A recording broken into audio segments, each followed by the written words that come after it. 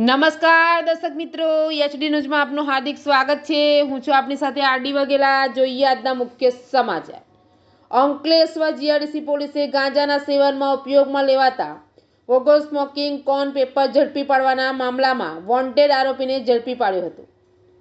ગત તારીખ 20મી ડિસેમ્બરના રોજ અંકલેશ્વર નજીક નેશનલ હાઈવે નંબર 48ની બાજુમાં આવેલ શિવમ રેસિડેન્સીના મકાન નંબર A31માં રહેતો નરેશ પ્રજાપતિ અને હરીશ પ્રજાપતિ પ્રતિબંધિત ગોગો સ્મોકિંગ કોનનો મોટો જથ્થો મકાનમાં સંતાડી રાખ્યો છે।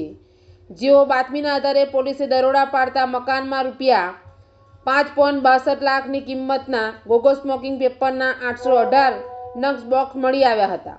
પોલીસે 2 મોબાઈલ અને ગોગો પેપર મળી કુલ ₹5.72 લાખનો મુદ્દામાલ કબજે કર્યો હતો। નરેશ પ્રજાપતિ અને હરીશ પ્રજાપતિને ઝડપી પાડ્યા હતા, જ્યારે દિનેશ પ્રજાપતિ અને રાજારામ પ્રજાપતિને વોન્ટેડ જાહેર કરવામાં આવ્યા હતા। તે દરમિયાન પોલીસે નવી નગરી સાઈ શ્રદ્ધા રેસિડેન્સીમાં રહેતા રાજારામ પ્રજાપતિને પિરામણ નાકા પાસેથી ઝડપી પાડ્યો હતો। એચડી ન્યૂઝ સાથે રિપોર્ટ જયેશ પ્રજાપતિ, અંકલેશ્વર।